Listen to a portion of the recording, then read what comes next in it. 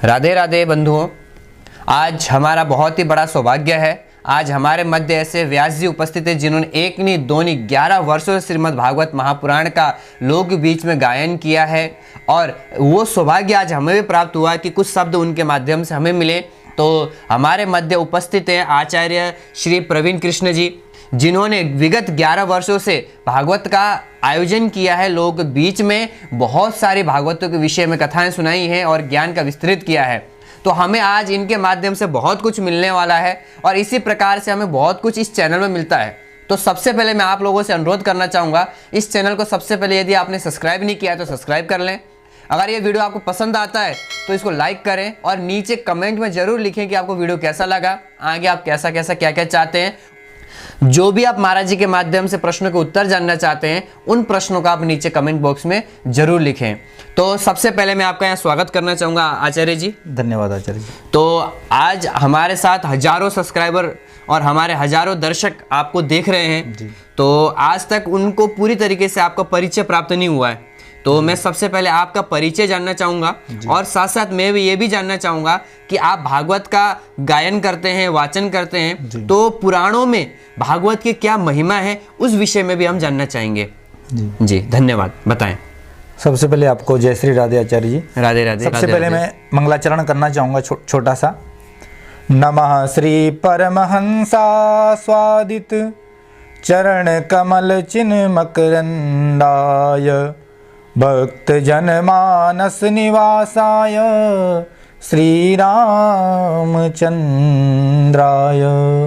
आप सभी को जय श्री राधे। जो भी आप इस वीडियो को देख रहे हैं, मैं आपसे निवेदन करूंगा, इसमें मैं भागवत जी की महिमा, जैसे कि आचार्य जी ने पूछा कि भागवत जी की क्या महिमा है, क्या विशेषता है, और उसके साथ में परिचय, तो आपसे मेरा निवेदन रहेगा कि वीडियो को पूरा अंत तक देखें। मैं भागवत जी के बारे में इस वीडियो में आपको बताऊंगा कि भागवत जी की क्या विशेषता है, 18 पुराणों में भागवत का क्या स्थान है। तो ज़रूर सुनिएगा और जुड़े रहिए। तो मैं सबसे पहले छोटा सा परिचय देना चाहूँगा।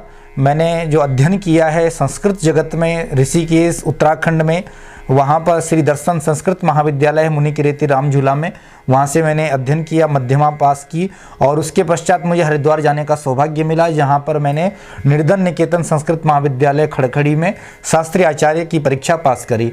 उसके पश्चात मुझे श्री धाम वृंदावन जाने का सौभाग्य मिला और वहाँ पर बड़े बड़े विद्वानों के संग में रह कर के श्रीमद् भागवत जी का अध्ययन किया, जैसे कि हमारे परम पूज्य वैकुंठवासी गुरुदेव श्री श्रीनाथ शास्त्री जी, श्री शिवकरण पांडे जी और भी कई विद्वत जनों के साथ में रह कर के और उनकी मुखार बिंद से भागवत पढ़ने का सौभाग्य मिला।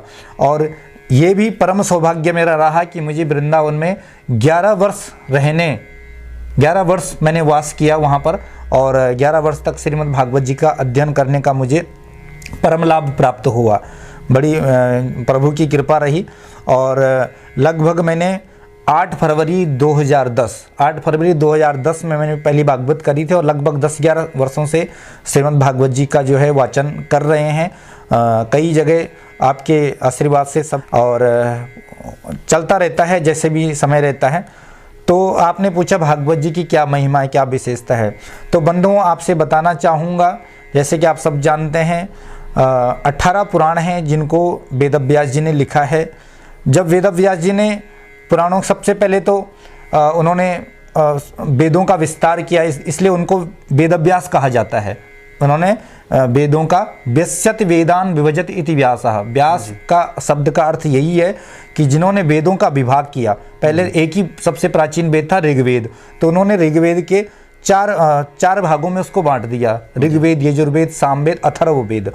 उन्होंने सोचा कि इनको पढ़ कर के लोग अपनी उन्नति करेंगे, लेकिन वेद को कोई पढ़ नहीं पाया। फिर उन्होंने एक एक करके जो है वेदों का सार जो है महाभारत में रख दिया। महाभारत जिसमें 1 लाख श्लोक हैं उसका सार महाभारत में लिख दिया, लेकिन महाभारत भी बड़ा विशाल ग्रंथ, कैसे पढ़े लोग, इतना समय नहीं है। और फिर उन्होंने क्या किया कि महाभारत का भी सार निकाल करके 17 पुराण लिख डाले। और 17 पुराण लिखने के बाद भी जब वेद व्यास जी को संतुष्टि नहीं मिली तो उनको लगा कि अब मुझे क्या करना चाहिए। उनको आत्मसंतुष्टि नहीं हुई कि लोगों का कल्याण कैसे होगा, लोग अभी भी अपने जीवन में, जगत में, माया में डूबे हुए, इनका कल्याण कैसे होगा। तो फिर उन्होंने श्रीमद् भागवत जी की रचना करी। और भागवत जी की रचना के बारे में सबसे पहले, ये तो रचना तो वैसे प्रभु नारायण के द्वारा ही है, पुराण तो शाश्वत हैं, निरंतर हैं, हमेशा सनातन रहते हैं जी। तो सबसे पहले भागवत जी के बारे में जब एक बार नारद जी भगवान लक्ष्मी नारायण जी के पास में पहुंचे, नारायण भगवान के पास में, और उनसे पूछा कि प्रभु इनका कल्याण कैसे होगा, कलयुग के प्राणी बड़े पाप में डूबे हुए हैं, अत्याचार अनाचार में लिप्त हैं, इनका कल्याण कैसे होगा। तो तब इस दुर्दशा को देख करके भगवान नारायण के मन में एक करुणा उत्पन्न हुई, और करुणा उत्पन्न हुई तो श्रीमद् भागवत जी के अंतिम अध्याय में लिखा है कि कारुण्यात संप्रकाशितम। श्रीमद् भागवत जी की रचना, जो रचना हुई वो करुणा से हुई है। प्रभु को करुणा आई कि इन जीवों का उद्धार कैसे हुआ तो होगा, तो कारुण्यात संप्रकाशितम, करुणा से प्रकाशित ये श्रीमद् भागवत हुई। तो उसके बाद प्रभु नारायण के द्वारा ये ब्रह्मा जी पे आई, ब्रह्मा जी के द्वारा नारद जी पे आई, और नारद जी ने वही भागवत जो है 4 श्लोकों के रूप में वेद व्यास जी को दिया, और उन्हीं वेद व्यास जी ने फिर 4 श्लोकों को विस्तार करके पूरी जो है 18,000 श्लोकों की ये परमहंसों की संगीता श्रीमद् भागवत महापुराण तैयार करी। तो श्रीमद् भागवत महापुराण जो है सभी पुराणों में श्रेष्ठ है, सभी पुराणों का तिलक है। जैसे कि श्रीमद् भागवत में लिखा गया है, श्रीमद् भागवतम पुराण तिलकम यद वैष्णवानां धनम यस्मिन् पारमहंस्यमेव ममलो ज्ञानं परं गीयते यत्र ज्ञान विराग भक्ति सहितं नैष्कर्म्यमाविष्कृतं तच्छृण्वन् विपठन् विचारण परो भक्त्या विमुच्ये नरः। तो श्रीमद् भागवतम पुराण तिलकम, ये पुराणों का तिलक बताया गया है, सब में श्रेष्ठ है। तो बड़ी अनंत महिमा है श्रीमद् भागवत महापुराण की। इसमें जो है अगर हम श्लोकों की बात करें तो श्लोकों की संख्या 18,000, अगर हम अध्यायों की बात करें तो इसमें अध्याय हैं 335, अगर हम स्कंदों की बात करें तो इसमें स्कंद हैं 12 स्कंद। अब प्रश्न कई लोगों के मन में जिज्ञासा होती है कि इसमें 12 ही स्कंद क्यों हैं, 11 क्यों नहीं या 13 क्यों नहीं, 12 ही स्कंद क्यों हैं। तो श्रीमद् वल्लभाचार्य जी महाराज जो बड़े परम विद्वान हुए, उन्होंने भगवान के, प्रभु के 12 अंग बताए गए, भगवान के 12 अंग हैं। उन्होंने कहा कि द्वादशांगो वे पुरुषः, भगवान 12 अंग वाले हैं। तो भगवान के जब 12 अंग हैं उनके शरीर में, तो उन्हीं 12 अंगों का समावेश है श्रीमद् भागवत, उन्हीं को समाविष्ट किया गया है। तो यानी कि जो भागवत जी के 12 स्कंद हैं वो भगवान के शरीर के 12 अंग हैं, इसीलिए इसमें 12 स्कंद हैं। तो 12 स्कंद हैं, इनके भी अलग अलग नाम हैं 12 स्कंदों के जी। सबसे जो पहला स्कंद है, इससे पहले हम थोड़ा सा देखें, इससे पहले महात्म्य आता है श्रीमद् भागवत जी का। महात्म्य का मतलब होता है कि भागवत की क्या महिमा है, क्या विशेषता है, किन लोगों ने भागवत जी का अध्ययन करके, सुन करके अपने जीवन का उद्धार किया। तो महात्म्य वैसे तो लगभग सभी पुराणों में श्रीमद् भागवत जी की महिमा है, लेकिन विशेष रूप से जिन्होंने भागवत जी की महिमा को मुक्त कंठ गाया है तो वो हैं पद्म पुराण और स्कंद पुराण। तो भागवत में जो सबसे पहला महात्म्य आता है वो आता है पद्म पुराण से संबंधित, जिसमें 6 अध्यायों में भागवत जी की महिमा गाई गई है। तो ये 6 अध्याय हैं जिसमें सच्चिदानंद रूपाय विश्वोत्पत्त्यादि हेतवे, ये पहला श्लोक है। और उसके बाद जो है प्रथम स्कंद प्रारंभ होता है। तो प्रथम स्कंद का श्लोक आप सब जानते ही हैं, जन्माद्यश्चैतन्यादितरश्चार्थे स्वविज्ञा स्वराट, बड़ा सुंदर श्लोक है, बड़ा सुंदर इसका भाव है, बड़ा सुंदर अर्थ है। विद्वानों, इस श्लोक के विद्वानों ने 108 अर्थ निकाले हैं। तो बड़ा सारगर्भित है, मैं भी ज़्यादा इस पर विस्तार नहीं करूँगा, इतना समय नहीं है। तो पहला जो स्कंद है इसका नाम है अधिकारी स्कंद, पहले स्कंद का नाम है अधिकारी। इसका मतलब है कि भागवत सुनने का और भागवत करने का अधिकारी कौन है, इसके बारे में चर्चा की गई है। तो पहले अध्याय का नाम है, पहले स्कंद का नाम है अधिकारी। दूसरे स्कंद का नाम है साधन, दूसरे स्कंद में साधन लीला है जी। जहाँ पर सुखदेव जी महाराज ने राजा परीक्षित को साधन बताया कि परमात्मा को किस साधन से जल्दी प्राप्त किया जा सकता है। तीसरा स्कंद है सर्ग लीला, जैसे कि दूसरे स्कंद के 10वें अध्याय में भागवत जी के 10 लक्षण बताए गए हैं। कौन कौन से? कि अत्र सर्गो विसर्गश्च स्थानं पोषणमूतयः मन्वंतरे सानुकथा निरोधो मुक्तिराश्रयः। तो ये 10 लक्षण जो हैं तृतीय स्कंद से प्रारंभ होते हैं कि जो सर्ग लीला है अत्र सर्गो, तीसरे स्कंद का नाम है सर्ग। सर्ग का अर्थ होता है, सर्ग मतलब सृष्टि करना। परमात्मा ने सृष्टि यहाँ से प्रारंभ करी, सृष्टि का विस्तार हुआ। चौथे स्कंद का नाम है विसर्ग, विसर्ग लीला। विसर्ग का अर्थ है कि विशेष प्रकार की सृष्टि। और जो 5वां स्कंद है अत्र सर्गो विसर्गश्च स्थानम पोषणम होतय, इसमें स्थान लीला का वर्णन है। इसमें वेद व्यास जी ने 14 लोकों का वर्णन किया है, भवाटवी का वर्णन किया है, नरकों का वर्णन किया है। पूरे जितने भी लोक हैं उन सब के बारे में इसमें अलग अलग स्थानों की जानकारी, भूगोल खगोल का वर्णन 5वें स्कंद में आया है। तो इसमें स्थान लीला का वर्णन है। आगे हम बढ़ें तो 6ठे स्कंद में पोषण लीला है। पोषण का तात्पर्य है कि पोषणस तदनुग्रह, जिसमें भगवान ने जीवों पर कैसे अनुग्रह किया, जैसे अजामिल का उद्धार किया 6ठे स्कंद में, तो ये पोषण लीला है। 7वां स्कंद है ऊतयः, ऊती लीला। ऊतयः कर्म वासना, कर्म वासना यानी कि जो वासना होती है, तो इसके बारे में 7वें स्कंद में बताया गया है।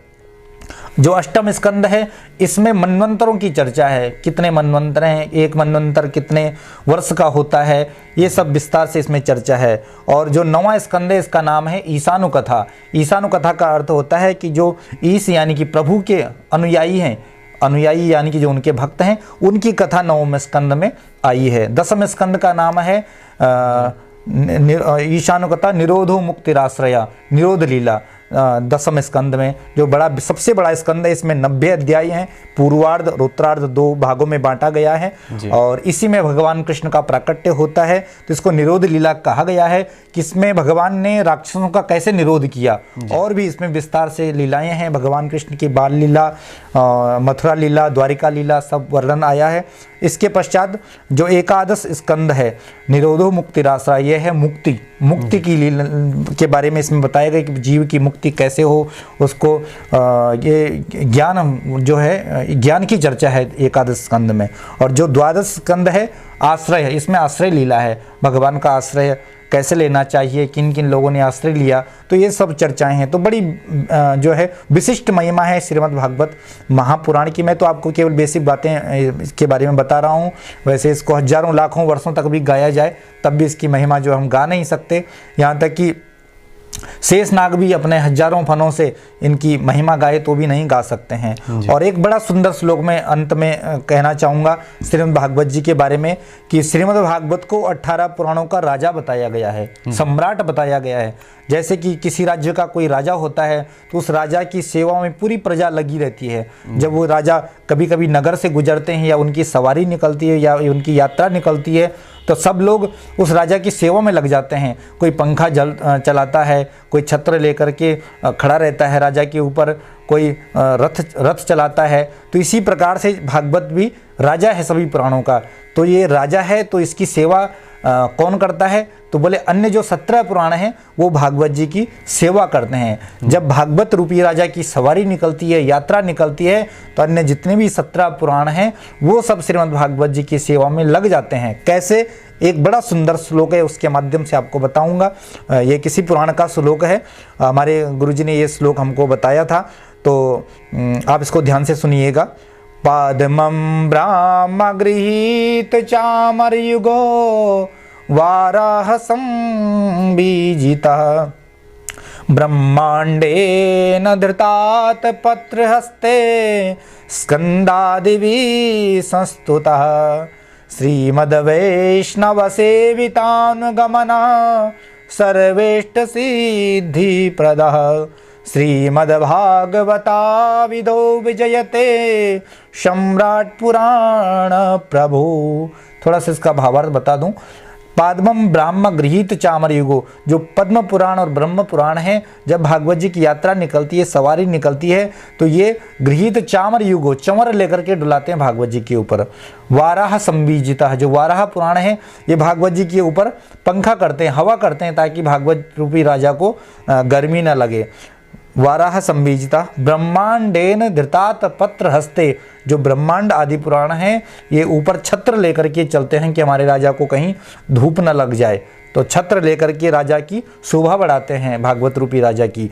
और ब्रह्मांडे धृतात पत्र हस्ते स्कंदादि भी संस्तुता, जो स्कंद आदि पुराण है ये संस्तुता यानी कि स्तुति करते रहते हैं, श्रीमद् भागवत जी की महिमा गाते रहते हैं। और श्रीमद् वैष्णव सेवितानुगमना, ये जो वैष्णवों के द्वारा सेवित है, वैष्णव लोगों के द्वारा इसको पूजा जाता है। सर्वेष्ट सिद्धि प्रदा, सभी का इष्ट है और सिद्धि को प्रदान करने वाला है। श्रीमद् भागवता विदो विजयते सम्राट पुराण प्रभो, ऐसा जो है श्रीमद् भागवत सम्राट पुराण प्रभो, सभी पुराणों का सम्राट है, राजा है। तो बड़ी अनंत महिमा है श्रीमद् भागवत महापुराण की। और कहते हैं जहाँ पर श्रीमद् भागवत जी का आयोजन होता है, कथा होती है, वहाँ पर सभी तीर्थ आ जाते हैं और सभी अश्वमेध यज्ञ करने का जो फल होता है वो श्रीमद् भागवत कथा कराने से और सुनने से प्राप्त हो जाता है। तो ऐसी अनंत महिमा श्रीमद् भागवत जी की है। मैंने तो थोड़ा सा 2 शब्दों में आपसे बताने का जो है प्रयास किया। तो यदि आपको अच्छा लगा हो तो ज़रूर अपनी राय दीजिएगा, अपना सुझाव दीजिएगा कमेंट में। आपका जो भी प्रश्न है तो आप पूछ सकते हैं, मैं कोशिश करूंगा जवाब देने की। तो आपने जो प्रश्न किया था वो मैंने बताने का प्रयास किया थोड़े से शब्दों में। धन्यवाद, बहुत बहुत धन्यवाद। आज आपने हमें समय दिया और दर्शक बिंदु, हमें आज बहुत कुछ सीखने को मिला महाराज जी के माध्यम से कि हमें भागवत को हम हल्के में ना लेकर हमें बहुत इसके विषय में देखें तो बहुत कई सारे यूनिवर्सिटियाँ इसके ऊपर शोध कर रही हैं। जैसे अभी महाराज जी ने आप बताया, शुरुआत का जो भागवत का मंगलाचरण है, जन्माद्यस्य तोन वयादितरस, इसके एक नहीं दो नहीं 108 अर्थ किए हैं। आप देखिए कितना विशाल ग्रंथ, कितना दिव्य, 108 ग्रंथ, 108 इसके अनुवाद किए गए अर्थ में और इस प्रकार से बताया। और भागवत करने का महिमा कि हम करते हैं तो जो अश्वमेध यज्ञ करने का फल है वो भी हमें भागवत से मिल जाता है। और महाराज जी ने हमें ये बताया कि जो भागवत है वो पुराणों के सम्राट हैं, राजा हैं। अगर हम भागवत करते हैं, भागवत सुनते हैं तो और इधर उधर जाने की आवश्यकता नहीं, सब कुछ हमें वही मिल जाएगा।